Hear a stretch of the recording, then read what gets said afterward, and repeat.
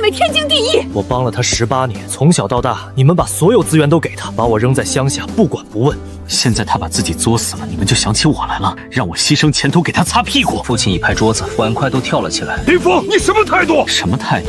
就这态度，我不干。我转身往房间走，身后传来林小小歇斯底里的尖叫。林峰，你凭什么？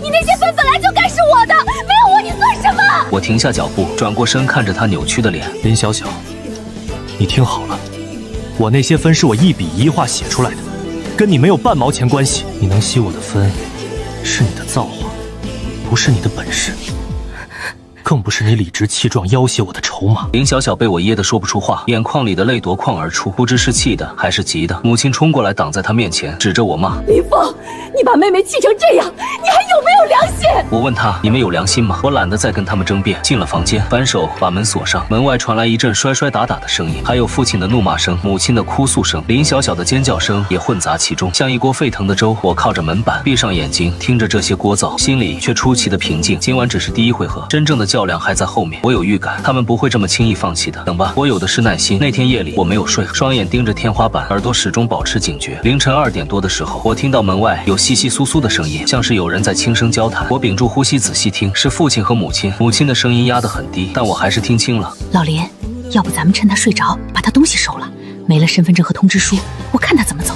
你看他房间灯都灭了，肯定睡了，就今晚动手，免得夜长梦多。脚步声靠近了门口，我心跳加速，但身体纹丝不动，装作熟睡的样子。门把手轻轻转动了一下，我庆幸自己锁了门。门外传来母亲压低的咒骂：这小子还锁门，算了，明天再说，反正他也跑不掉。脚步声渐渐远去，我睁开眼睛，盯着黑暗中的天花板，心里冷笑。果然不出我所料，他们根本没打算放我走。我踏进这个家门的那一刻起，我就落入了他们的陷阱。但他们不知道的是，我早就做好了准备。这场博弈谁输谁赢还不一定。第二天早上，我试探性的去拧门把手，门从外面被锁住，我心里咯噔一下，走到窗边往外看，窗户外面是防盗网，焊得死死的，根本出不去。手机信号还在，但网络信号被断了。我用流量给室友发了条消息报平安，告诉他们暂时没事，但情况不妙，让他们随时待命。上午10点左右，门锁响了，母亲端着一碗粥进来，脸上的表情皮笑肉不笑。饿了吧？吃点东西。想通了没有？我没接碗，她把粥放在桌上，叹了口气，语气里带着几分威胁。小峰啊，妈劝你一句，识时务者为俊杰。你就算考上清北，那又怎么样？学费、生活费谁给你出？你以为我们会给你1分钱吗？到时候你连学都上不起，不还是得乖乖回来？我看着他，没有说话。他见我不吭声，以为我动摇了，继续加码。你那个录取通知书还在不在都不一定呢。你要是乖乖听话，复读1年，明年我们全力支持你。要是不听话，他没说下去，但意思已经很明显了。我依然没有说话。等他走后，我才发现门又被锁上了。从这一刻起，我被正式软禁了。第1天我还能保持冷静，第2天开始焦躁起来，不是因为害怕，而是因为时间在一点点流逝，开学日期越来越近，我必须想办法出去。第3天，我决定冒险试一次。凌晨2点，所有人都睡了，我悄悄起床，用指甲刀的锉刀部分去撬门锁。这种老式的弹簧锁并不难开，我花了大概10分钟，终于听到咔嗒一声轻响，门开了。我屏住呼吸，一步一步往外挪。客厅里一片漆黑，我摸着墙壁往大门的方向走，心脏跳得快，要从嗓子眼蹦出来。脚下的地板偶尔发出轻微的吱呀声，每响一下我就停下来听动静，确认没人才继续往前走。就在我的手即将触到大门把手的时候，灯亮了，我整个人僵住了。父亲站在走廊口，手里拿着一根木棍，脸色铁青，他显然一直在等着我想跑。我没有解释，转身就往回跑，但已经来不及了。他3步并作2步冲过来，一棍子抡在我后背上，剧痛让我整个人趴在地上。接下来是暴风骤雨般的打骂，我蜷缩着身体护住头，棍子一下一下砸在身上，每一下都疼得钻心。让你跑，让你不听话，我打死你这个白眼狼！母亲和林小小不知道什么时候也出来了，站在一旁看着，没有一个人出声阻拦。林小小的脸上甚至带着一丝解气的笑。父亲打累了，停下来喘着粗气。我告诉你，林峰，你这辈子都别想从这个家跑出去。除非你答应复读。我趴在地上，浑身都在发抖，不是因为害怕，而是因为愤怒。18年的隐忍在这一刻几乎要冲破胸腔，但我忍住了。现在还不是时候，我的证据还不够，我的后手还没到位。我被拖回房间，扔在床上，门被重新锁死，还加了一把新锁。这一次是从外面挂的那种，撬不开。我躺在床上，后背火辣辣的疼，那种疼痛反而让我更加清醒。林峰，你急什么？你已经等了18年，不差这几天，让他们再得意几天。等你收集够了证据，他们一个都跑不掉。接下来2天，我安分守己，不再尝试逃跑，该吃饭吃饭，该睡睡觉，表面上像是认命了。父母以为我被打服了，对我的看管稍微松了一些，但门还是锁着，我依然出不去。我利用这2天的时间，仔细观察他们的作息，记住每个人什么时候睡觉，什么时候起，这些细节我都一一记在心里，等待最佳的时机。第4天夜里，他们终于动手了。凌晨2点07分，我听到门锁轻轻响了，不是那种试探性的响动，而是有人正在开锁。我闭着眼睛，呼吸平稳，装作熟睡，但每一根神经都绷紧了。门被推开，脚步声很轻，像是怕惊醒我。是2个人，我从呼吸的节奏判断，一个是母亲，一个是父亲。他们摸到了我的书桌前，开始翻找东西。我保持着熟睡的姿势，心跳却不自觉的加速。我知道他们在找什么，身份证和录取通知书，这2样东西是我离开这个地狱的钥匙，也是他们困住我的筹码。翻找声持续了好几分钟，我听到母亲压低的声音：“老林，找不到，你说他藏哪儿了？”父亲不耐烦地嘟囔着：“再找找，肯定在这屋里，他又带不出去。”他们翻遍了书桌抽屉，翻遍了书架和我的背包，甚至把我的衣服口袋都摸了一遍。我感觉到有人走到床边站了一会儿，应该是在犹豫要不要翻我的枕头。突然门口传来第3个人的声音，是林小小。找到了吗？嘘，别把他吵醒了。林小小不耐烦地走进来，脚步声比父母大得多，显然他根本不在乎会不会吵醒我。我感觉到他站到了我床边，带着审视的目光看着我，那目光像毒蛇一样阴冷。我几乎能感觉到他的呼吸喷在我脸上，然后他的声音响起，阴冷而笃定：“装什么装？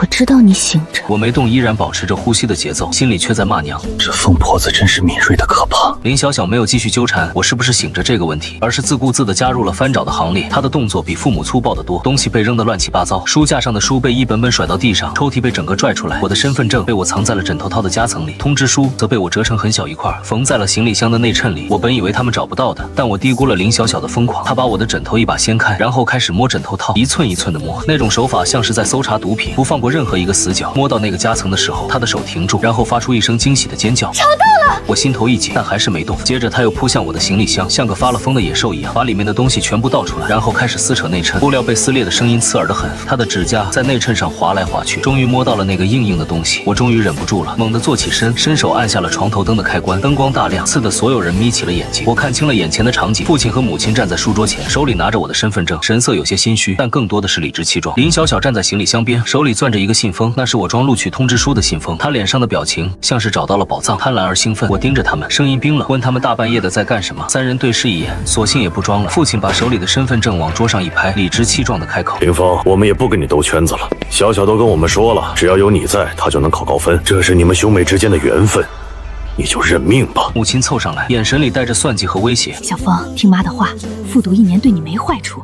你那么聪明，明年肯定还能考上，到时候小小也有学上，咱们家就出2个名牌大学生了，这不是双赢吗？”我说了不干。我起身想去拿回我的身份证，却被父亲一把推开。他的力气比我想象的大，我踉跄了2步撞在墙上，后背的伤口被撞得生疼。父亲的脸凑近了些，语气森然的威胁：“不干？你以为你有选择的权利吗？从今天起，你哪儿都别想去。没有身份证，没有通知书，你去不了北安，只能乖乖留在家里复读。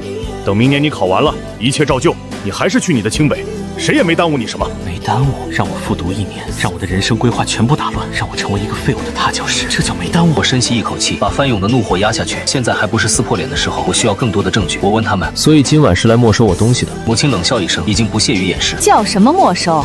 家里的东西本来就是爸妈管，你还是个孩子，身份证这么重要的东西放我们这儿保管怎么了？”我看向林小小，她正把信封里的录取通知书抽出来，脸上带着报复得逞的快意。她举着那张通知书，像举着一件战利品。然后她做了一件让我永生难忘的事，她抓着那张通知书，眼神里燃烧着疯狂的恨意，然后在我面前慢慢的用力的撕成了2半。撕拉，那声音清脆而刺耳，像是某种东西断裂的声音。她还不满足，把那2半继续撕，直至变成一堆碎片，像雪花一样飘落在地上。她的动作很慢，像是在享受这个过程。每撕一下，她的嘴角就翘起1分。我看着那些碎片，脑子里有一瞬间的空白。那是我12年寒窗换来的东西，是我无数个日夜刷题的成果，是我新人生的起点，就这样被她撕碎了。林小小看着我的表情，笑得像个疯子。通知书没了，我看你怎么去报道。林峰，你这辈子都只能做我的垫脚石，我要你陪我一起烂在泥潭里。他越说越激动，整个人都在颤抖，披头散发的样子看上去像个鬼。凭什么比我优秀？凭什么所有人都夸你？凭什么你能去清北，我只能在家里被人嘲笑？明明那些分都应该是我的。眼眶里的泪已经流下来，却不是委屈，而是不甘，是嫉妒，是疯狂。但就在这时，他的声音忽然低了下来，像是在自言自语，又像是在对我说：“你知道我有多害怕吗？从小到大，我就知道我的成成绩是假的，是从你那里偷来的。他面目狰狞地述说着，每一次考试之前，他都怕得要死，怕我哪天不考了，又怕我哪天考砸了，怕所有人发现他其实是个废物。他声泪俱下地说恨我比他聪明。可笑的是，他竟然觉得我什么都不用做，就考那么高的分。我更恨我自己，离开你就什么都不是，所以你不能走，你必须留下来，你必须永远当我的垫脚石，这样我才能活下去。我看着他，看着这个我叫了18年妹妹的人，第一次觉得他可悲，但可悲不是我原谅他的理由，可悲也不是他可以毁掉我人生的借口。父亲和母亲站在一旁，看着林小小的风采，竟然没有一个人阻止，甚至脸上还带着几分赞许，仿佛他做了什么大快人心的事。我看着这一幕，忽然觉得很荒诞，也很可悲。这就是我的家人，这就是所谓的血浓于水。我低下头，看着地上那些碎片，肩膀开始颤抖。他们以为我在哭，以为我崩溃了。母亲嗤笑一声，语气里带着居高临下的施舍。行了，哭什么哭？又不是什么大事，明年再考一次就是了。这次就当是长教训，以后听话点。我没有说话，只是蹲下身，用颤抖的手去捡那些碎片。林小小看着我的狼狈样，脸上的笑容更加肆意。哭啊，再哭啊，活该你就是这个命。我抬起头看着他，他愣住了，因为我的眼睛里没有眼泪，有的只是冰冷的恨意和一丝转瞬即逝的笑。他被那个笑吓到了，下意识的后退一步，问我笑什么。我慢慢站起身，声音沙哑却平静道：没什么，我只是在想，你刚才的表演很精彩，如果以后混不下去，可以去当演员。我没有再说下去，而是装作绝望的瘫坐在床边，双眼空洞，喃喃自语。说完了，全完了。林小小看着我的样子，脸上的警觉渐渐消退，取而代之的是胜利者的得意。现在知道怕了，早干嘛去了？父亲冷哼一声，把我的身份证揣进了自己口袋。行了，都回去睡觉。从今天起，这小子哪儿都别想去。他们3个人像完成了什么任务一样，走出我的房间。临走前，母亲还把门从外面锁住。门锁落下的声音很轻，却像一记惊雷砸在我心上。我被关起来了，房间里重新陷入黑暗。我坐在床边，听着他们远去的脚步声，听着这栋房子恢复寂静。然后我站起身，走到书架前，从杂物堆里摸出了那个一直亮着红灯的备用手机。他们没想到，他们翻遍了整个房间，却忘了查那堆他们以为是垃圾的杂物。录像把一切都拍下来了。林小小撕毁通知书时的疯狂，父母在旁边冷眼旁观，甚至推波助澜的嘴脸。他们亲口承认的阴谋，全都在这段视频里。我把视频上传云端备份，再备份确保万无一失。然后我编辑了一个简短的版本发到了网上，配文：这就是我想逃离的原生家庭。发完我拨通了报警电话，我要报警。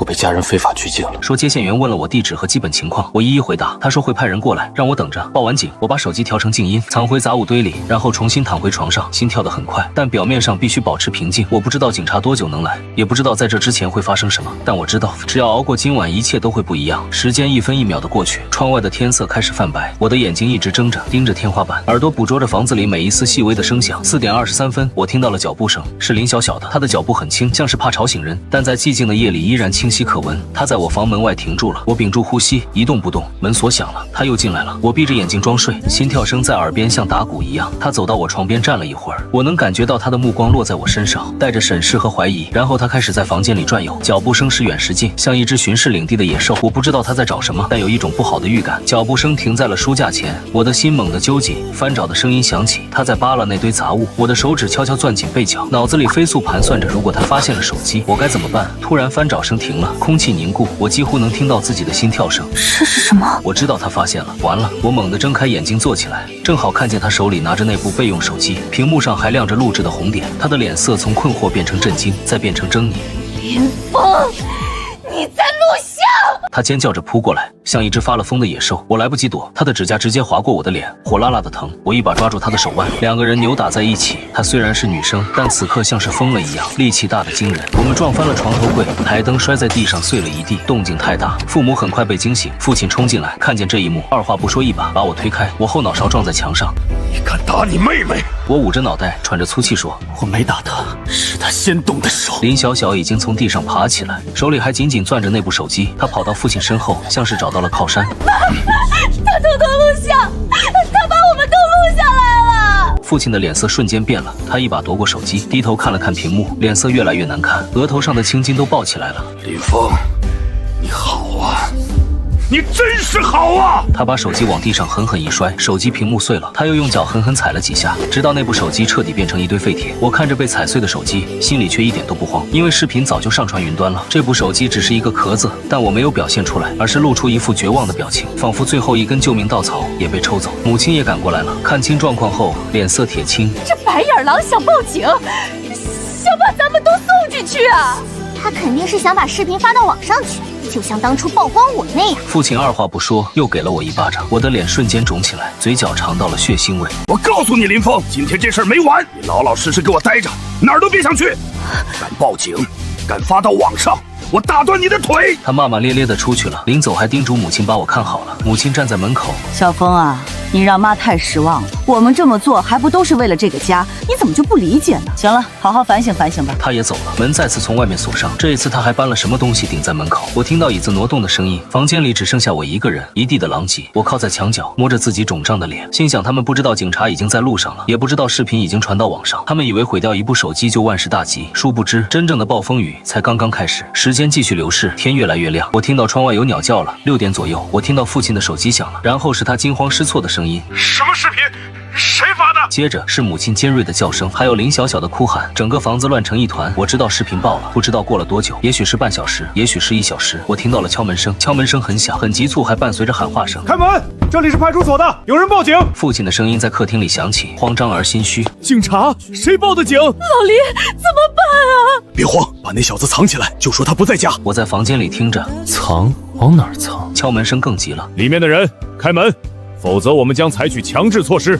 父亲终于扛不住了，我听到门被打开的声音，然后是一阵嘈杂的交谈声，我听不清具体内容，但能感觉到父亲在狡辩，在解释，在试图把事情圆过去。几分钟后，我房间门外的障碍物被挪开了，门被打开，2个穿制服的警察站在门口，看见我的第一眼，眉头就皱起来了。其中一个年轻一点的警察走过来：“你就是报警人林峰吗？”我点头。他看着我脸上的伤痕和肿胀的嘴角，又看了看房间里一片狼藉的景象，表情变得严肃：“你受伤了，谁打的？”我父亲。客厅里传来父亲的声音，带着怒气和心虚：“同志，这是家务事，我教训自己儿子怎么了？”年长一点的警察回头看了他一眼：“家务事，非法拘禁、限制人身自由是家务事。我们接到报警，说有人被家人关在家里出不去，还收到了一段视频，你自己看看。”这叫家务事。屏幕上播放的正是我录的那段视频，父母和林小小翻找我东西的画面，林小小撕毁通知书时的疯狂，他们亲口说出的那些话，一切都清清楚楚。父亲的脸色瞬间变得惨白，母亲更是两腿发软，差点瘫在地上。林小小躲在角落里，头发凌乱，眼神空洞，像一只被踩扁的虫子。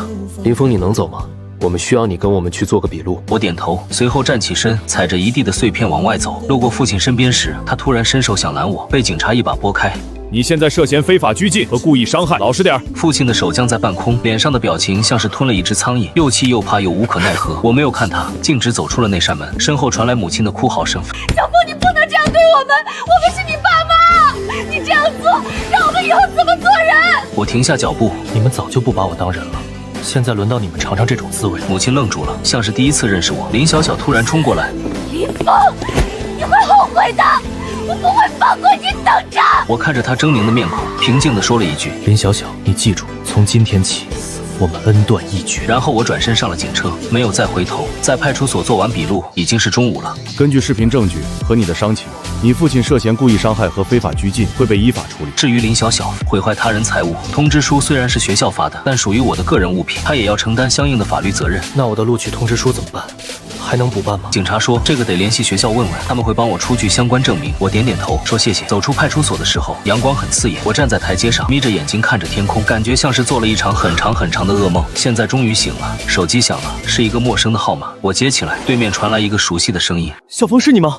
你没事吧？我们看到视频了。”他的声音很急切，背景里还有其他人的说话声，应该是室友们都在。我没事，已经报警了。电话那头传来一阵欢呼声，陈鑫的声音响起：“太好了，兄弟，我们担心死了。你现在在哪儿？需要我们去接你吗？”我笑了笑，说不用，挂了电话。我站在原地想了很久，接下来该怎么办？身份证被父亲拿走了，通知书被林小小撕了，我现在身无分文，无处可去。但我一点都不慌，因为最难的那一步已经迈出去了，剩下的不过是些手续问题。我可以去学校说明情况补办通知书，可以去派出所补办身份证，可以申请助学贷款交学费，这些困难都是可以解决的。唯一解决不了的是原生家庭的毒，现在这个毒已经被我亲手切掉了。我去派出所办了临时身份证明，然后用身上仅剩的一点钱买了一张去北安的火车票。坐上火车的时候已经是傍晚了，夕阳透过车窗洒在座位上，我靠在窗边，看着窗外飞速后退的风景，心里涌起一种从未有过的轻松自由。原来这就是自由的感觉。我闭上眼睛睡着了，这是这段时间以来我睡得最安稳的一觉，没有噩梦，没有惊醒，只有一片漫长而温柔的黑暗。等我醒来的时候，火车已经到站了北安站。我拖着简单的行李走出站台，面前是一座陌生的城市，高楼大厦和那个闭塞的小镇完全不同，空气里有一种说不清的气息，是希望，是未来，是新生活的味道。我找了一家最便宜的旅馆住下，然后开始联系学校说明情况。招生办的老师听完我的遭遇很震惊，说会尽快帮我处理，让我别担心。3天后，我拿到了补办的录取通知书，崭新的红色封面，和之前那张一模一样，但意义完全不同。我把通知书贴在胸口，站在学校门口，抬头看着那块写着北安大学的牌匾，眼眶忽然有些湿润。12年从记事起，我就被扔在乡下，被忽视，被冷落，被当作透明人。我以为我这辈子都要活在林小小的阴影里，做他永远的垫脚石。但现在我站在这里了，靠自己的力量，站在全国最高学府的门口，身后再没有那些拖着我往下坠的人。我的人生从这一刻开始，真正属于我自己了。开学第1天，我见到了那几个在网上认识的室友。李桑个子很高，皮肤黑黑的，一看就是体育生。陈鑫戴着眼镜，斯斯文文的，是竞赛保送生。还有一个叫王默的，话不多，但看起来很靠谱。他们见到我的第一句话是：我操，你就是那个视频里的林峰，真人比视频里帅多了。我哭笑不得，说什么帅，脸上的伤还没好。陈鑫凑过来仔细看了看我的脸，皱眉。还有淤青，打得挺狠啊。王默没说话，但默默从包里掏出一管药膏递给我。消肿的。我接过来，心里暖暖的，说了声谢谢。那天晚上，我们4个坐在宿舍里聊了很久。他们问我那件事后续怎么样了，警察还在处理，具体结果还不知道。杀父！陈鑫叹了口气说：“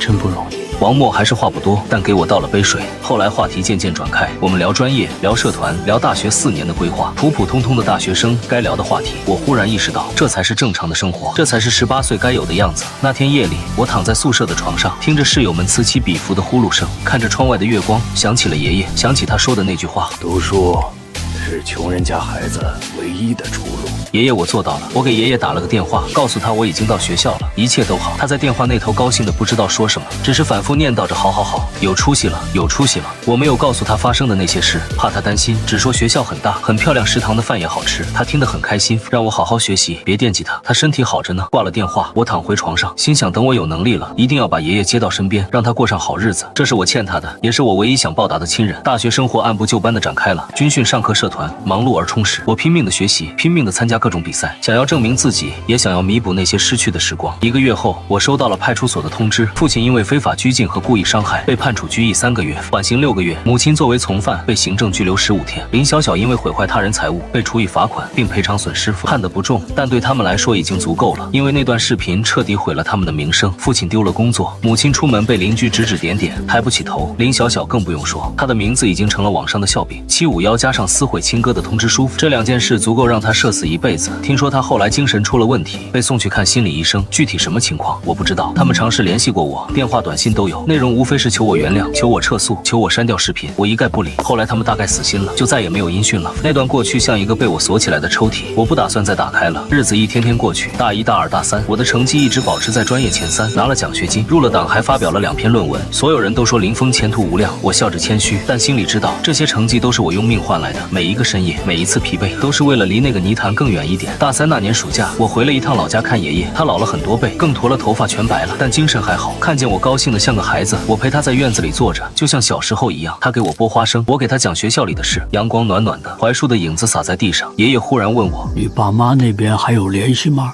没有。他沉默了一会儿，叹了口气：“那毕竟是你爸妈，做的再差，那也是生你的人。”爷爷，我知道您的意思，但有些事不是说原谅就能原谅，他们伤害我太深了。爷爷没再说什么。爷爷不勉强你，你有自己的想法就好，只要你过得好，爷爷就知足了。那天晚上，我躺在老宅的土炕上，和小时候一样，但心境已经完全不同了。窗外的虫鸣还是那么聒噪，我却觉得格外安心。这里是我唯一的家，爷爷是我唯一的亲人，其他的那些人早就在我心里死了。大4那年，我保研成功，继续留在北安读硕士，同时还收到了几家知名公司的实习邀请，一切都在往好的方向发展。毕业典礼那天，我穿着学士服站在校门口，让室友帮我拍了一张照片，背景是那块写着北安大学的牌匾，和4年前我第一次站在这里时一模一样。但我已经不是4年前那个遍体鳞伤的少年了，我长高了，变壮了，眼神里的阴郁也被自信取代。那些伤痕还在，但已经结了疤，不再流血，只是提醒我曾经走过怎样的路。李桑搂着我的肩膀：“小峰，以后有什么打算？”“先读研，然后工作，把爷爷接过来。”“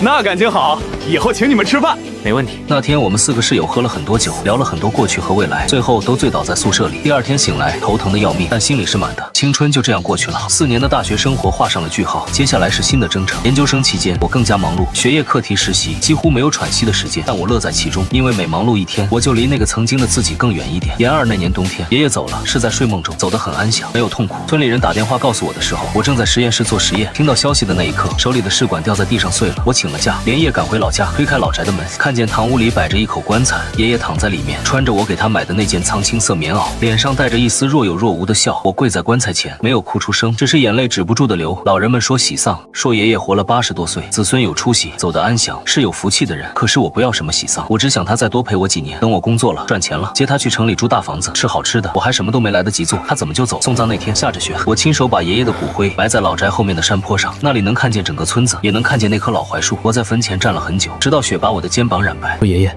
你等着，我一定会出人头地，让你在天上骄傲。风把我的话吹散了，但我知道他一定听到了。处理完爷爷的后事，我回到学校，把所有的悲伤都压在心底，更加拼命的学习和工作。我要成功，我要出人头地，这是我对爷爷的承诺，也是我对自己的交代。研3那年，我以优异的成绩毕业，同时收到了好几家顶尖公司的 offer， 最终我选择了一家科技巨头，年薪50万起步。对于一个农村出来的孩子来说，这已经是做梦都不敢想的数字。入职的第1天，我站在那栋气派的写字楼下，抬头看着蓝天，心想爷爷，我做到了。工作后，我租了一套1居室的房子，干净整洁，虽然不大，但是我自己的窝。我把爷爷的照片放在书桌上，每天出门前都会看他一眼，跟他说早安，晚上回来跟他说今天发生了什么事。这样的日子虽然孤独，但很踏实。3年后，我在北安买了房，贷款30年，月供1万出头，压力不小，但扛得住。房子不大，2室1厅，但对我来说已经足够了。搬进新家的那天，我站在窗前，看着楼下车水马龙的街道，忽然想起了很多年前那个被锁在杂物间里的少年。那个少年做梦都不会想到，有一天他能在这座城市拥有自己的房子，拥有一份体面的工作，拥有几个真心相交的朋友，拥有一个崭新的人生。命运给了我最差的开局，但我硬是把它打成了一副好牌。当天晚上，我一个人喝了点酒，对着爷爷的照片说：“爷爷，你说的对，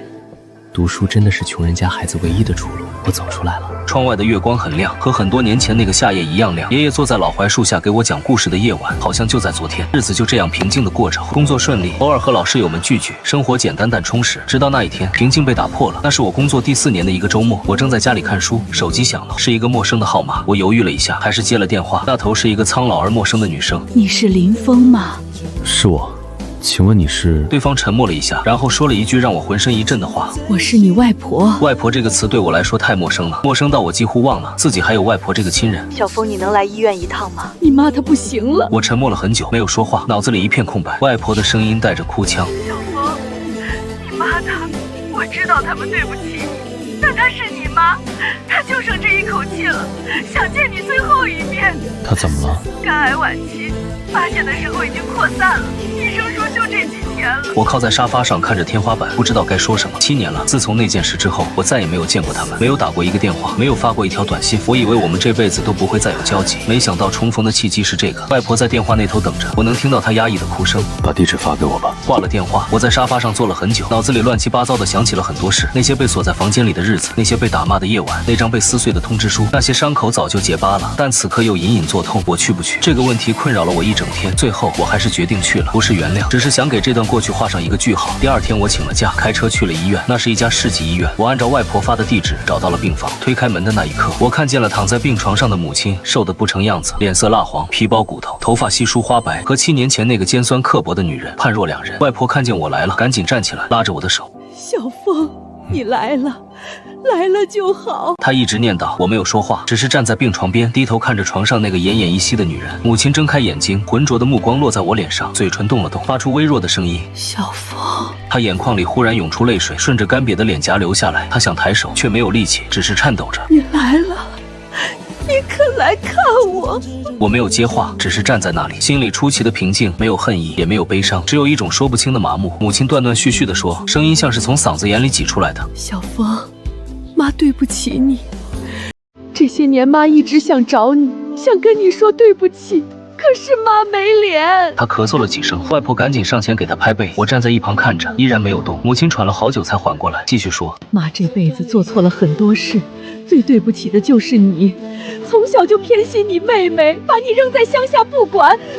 妈不是人，别说了。”她越说越激动，但母亲像是用尽了最后的力气，死死地盯着我，眼神里带着乞求和绝望。小峰，你你能原谅妈吗？妈知道不配，但妈想临死前听你叫一声妈。病房里安静的可怕，只有监护仪器发出规律的滴答声。我看着她，看着这个生了我却从未爱过我的女人，看着她此刻形容枯槁的样子，心里忽然涌起一种很复杂的情绪。恨吗？恨过那些年被锁在杂物间的夜晚，被当成隐形人的日子，被亲手撕碎梦想的瞬间，每一幕都刻在骨头里。但此刻站在这里，看着这个行将就木的女人，我发现那些恨意早就淡了，不是原谅，是不在乎了。我开口了，声音很平静，我不恨你。母亲愣住了，但我也做不到原谅。我继续说，你问我能不能叫你一声妈，我做不到。这些年，我心里从来没有过妈这个位置，只有爷爷。母亲的身体剧烈的颤抖，像是被抽走了最后一丝力气。她张着嘴想说什么，却只发出破碎的呜咽声。外婆在旁边急了，拉着我的手说：“小凤，你就叫一声吧，让他走得安心。”我摇头转身准备离开，走到门口的时候，身后传来母亲嘶哑的哭喊：“小凤，妈错了，妈真的错了。”我停下脚步，没有回头，站了几秒钟，然后推门走了出去。走廊里很安静，我靠在墙上，闭着眼睛深呼吸，心跳得很快，但没有后悔。我在医院楼下的长椅上坐了很久，抽了半包烟，看着来来往往的人，有人哭着进去，有人笑着出来，生老病死不过如此。手机响了，是外婆打来的，我犹豫了一下，还是接了。外婆的声音很疲惫：“小凤，你别怪外婆叫你来，你妈她确实不行了。我知道他们以前做的事不对，但她是真的后悔了。这几年她一直念叨你。”我沉默着没说话。你妈的这个病跟心理爹的是有关系。当年那件事之后，就没睡过一个安稳觉。你爸丢了工作，整天借酒消愁，后来两个人天天吵，离婚。你妹妹你，总之这个家算是彻底散了。我问林小小怎么了，外婆沉默了一会儿。别提了，那孩子废了。当年那件事闹得沸沸扬扬，他精神受了刺激，后来越来越严重，现在在精神病院住着呢。是好是坏，我听着没什么感觉，说不上解气，也说不上同情，只觉得因果报应不过如此。小凤，我知道你心里有怨，但你妈她真的没几天了，你就不能去看看她吗？外婆，我来了，我见过她了，这就是我能做的全部了。外婆在电话那头哭了。你这孩子怎么心这么硬啊？不是我心硬，是我的心早就被他们伤透了。你应该去问问他们当年是怎么对我的。外婆不说话了，过了好久才叹了口气。行吧，外婆不勉强你了，你有自己的生活，你过好就行了。挂了电话，我又在长椅上坐了一会儿，然后起身开车回家了。3天后，外婆又打来电话，告诉我母亲走了。走的时候嘴里还念叨着我的名字。我听完说了声知道了，问什么时候办丧事。外婆说是后天。我告诉她我会去的。挂了电话，我站在窗前看着窗外的夜景，心里说不上是什么滋味，有一点点堵，但更多的是解脱。生我的那个女人死了，可我心里没有丧母之痛，只有一种尘埃落定的感觉，像是一本书终于翻到了最后一页，不管内容多么糟糕，至少结束了。葬礼那天我去了，站在人群里看着母亲的遗像，她照片上的样子还是7年前的模样，那时候她还没有病，脸上带着刻薄的笑。来的人不多，几个远房亲戚，外婆和外公，还有一个我没想到会出现的人，我父亲。他老了很多，头发花白，背也驼了，整个人像是缩了一圈，站在灵堂里披麻戴孝，表情木然。看见我来了，他的眼神闪烁了一下，像是想说什么，但最终什么都没说，只是低下头继续烧纸。我也没有理他，只是按照流程上了香，鞠了躬，然后站到了角落里。小凤，你来了就好，你妈在天之灵也能安息了。我嗯了一声，没有多说。丧事办完之后，宾客陆续散去，灵堂里只剩下几个至亲。父亲还跪在那里烧纸，火光映着他苍老的脸。我看着他的背影，忽然觉得有些陌生。这就是我的父亲，那个曾经高高在上的男人，那个对我拳打脚踢的男人，那个把我锁在房间里的男人，如今跪在这里，像一条丧家之犬。他大概感觉到了我的目光，回过头来看我，眼眶红红的，嘴唇动了动。小凤，我没有回应，只是静静地看着他。他站起来朝我走过来，步伐有些踉跄。站到我面前的时候，我才发现他身上有一股酒味。小凤，爸对不起你，这些年爸一直想找你，想跟你道歉，可是爸没脸。你妈走了，爸这辈子也没几年了，你能原谅爸吗？我看着他，看着这个曾经让我恨之入骨的男人，现在他站在我面前，卑微的像一条狗。我开口了，声音很平静。你知道吗？我小时候一直想不明白一件事，为什么别人家的父母都疼爱自己的孩子，而我的父母却把我当成累赘。后来我想明白了，不是我不好，是你们不配当父母。父亲的脸抽搐了一下，像是被人狠狠抽了一巴掌。你问我能不能原谅你，我的答案跟对他说的一样，我不恨你了，但我也不会原谅你，这辈子都不会。父亲愣住了，眼泪流得更凶。他伸手想抓我的胳膊，被我躲开了。还有，从今以后我们没有任何关系，你过你的，我过我的，生老病死各不相干。这是我最后一次见你。说完，我转身就走，没有回头。身后传来父亲的哭嚎声，还有外婆的呼喊，但我充耳不闻，一步一步走出了灵堂，走出了这个让我窒息的地方。上车之后，我发动引擎，驶上了回北安的高速。夜色很深，路上车不多，我开着车，脑子里却在想很多事。12年被遗弃在乡下，6年被当成透明人，18岁那年被锁在房间里，通知书被亲妹妹撕碎，这些事情像电影一样在脑海里回放。29岁的我，在这座城市有房有车有事业，活成了曾经做梦都不敢想的样子。而他们呢？父亲丢了工作，穷困潦倒；母亲郁郁而终，林小小疯了。这个曾经想把我踩在脚下的家，彻底分崩离析。这不是我的报复，这是他们自己的因果。开到一半，我把车停在服务区，站在夜风里，仰头看着星空。忽然就想起爷爷了，想起他坐在老槐树下给我讲故事，想起他说的那句话：读书是穷人家孩子唯一的出路。爷爷，我走出来了，我活成了您期待的样子。眼眶有些湿润，但我没有让眼泪掉下来，只是深吸一口气，上车继续开。凌晨3点，我到家了，躺在床上，看着窗外渐渐亮起来的天色，心里有一种前所未有的轻松。那些恩怨情仇，那些爱恨纠葛，从今往后都跟我没关系了。我终于可以彻底放下过去，开始新的人生了。1年后，我升了职，成了部门最年轻的主管，薪资也翻了一番。同1年，我遇见了一个女孩，她叫肖婉儿，是隔壁部门的设计师，长得很漂亮，笑起来眼睛弯弯的，像月牙。我们因为一个合作项目认识的，一来二去就熟了。她知道我的过去，知道那些不堪回首的往事，但她没有用异样的眼光看我，只是认真的听完，然后说了一句话：那些事不是你的错，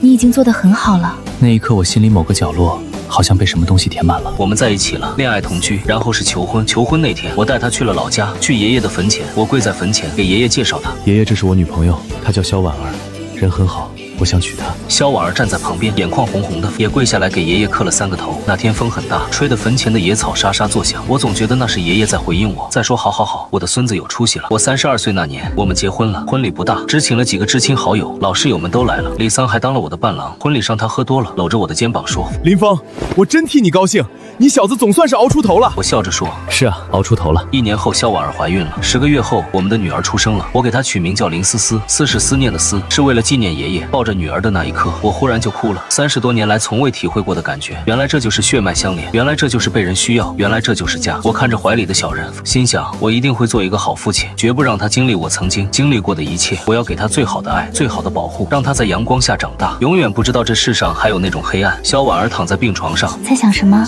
我在想，我这辈子最幸运的事，就是熬过了那些苦日子，然后遇见了你。他伸手握住我的手，我也是。窗外阳光正好照在我们一家3口身上，温暖而明亮。那一刻，我忽然觉得，曾经所有的苦难都是值得的，因为他们让我变成了今天的自己，让我学会了珍惜，让我遇见了该遇见的人，让我拥有了这个属于自己的家。命运欠我的，我自己拿回来了，还拿到了更多。永远不要放弃自己，因为不知道熬过去之后会有怎样的风景在等着自己。